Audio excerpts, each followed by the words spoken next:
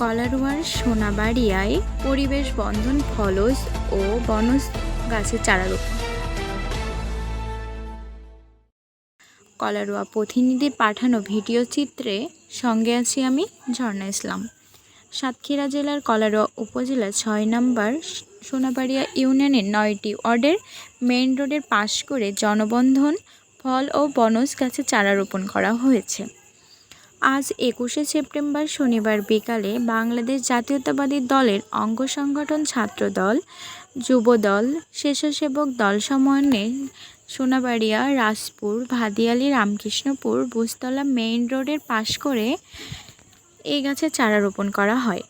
ফলের মধ্যে কাঁঠাল, জামরুল, তাল, তেঁতুল, আমলকি, কামরাঙা সহ বিভিন্ন প্রজাতির বনজ গাছের চারা রোপণ করা হয়।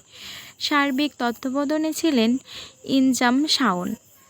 গাছের চারা রোপণে উপস্থিত ছিলেন সোনাবাড়িয়া ইউনিয়নের ছাত্রদলের সভাপতি, কলারোয়া উপজেলা যুবদলের যুব আহ্বায়ক মেহেদি হাসান রাজু, সোনাবাড়িয়া ইউনিয়নের ছাত্রদলের সাধারণ সম্পাদক, সোনাবাড়িয়া ইউনিয়নের যুবদলের যুব আহ্বায়ক হাবিবুর রহমান রনি, সোনাবাড়িয়া ইউনিয়ন ছাত্রদলের সাংগঠনিক সম্পাদক, কলারোয়া উপজেলা যুবদলের সদস্য খোরশেদ আলম, সাতক্ষীরা জেলা ছাত্রদলের সাবেক সহসাধারণ সম্পাদক জাহারুল ইসলাম, সোনাবাড়িয়া ছাত্রদলের প্রকাশনা সম্পাদক আবদুল্লাহ, ছাত্রদল নেতা মুহসিন উজ্জ্বল, আবদুল্লাহ, রোমো, সাকিব, মামুন সহ অনেকে প্রমুখ।